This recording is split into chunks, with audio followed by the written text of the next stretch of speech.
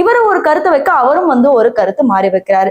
அடுத்து கார்த்திக் அடுத்த நாளே ஒரு வீடியோ போட்டு நாங்களாம் ஃபிட்னஸ் பண்ணி ஹார்ட் ஒர்க் பண்ணி முன்னேறி வந்தோம், உங்களை மாதிரி கிடையாது உங்களை மாதிரி கிடையாதுன்னு பார்ட் 2 வீடியோ வந்து போடுறாரு.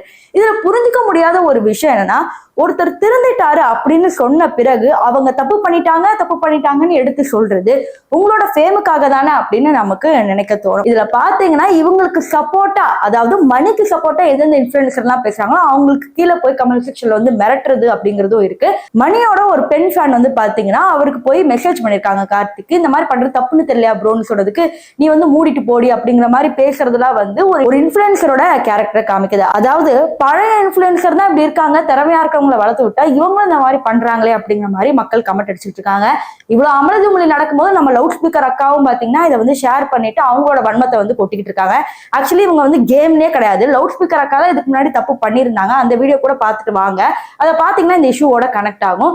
சரி, இப்ப இதுல வந்து யாருக்கு சப்போர்ட் பண்ண போறீங்க, கார்த்திக் குமாருக்கா மணிக்கா?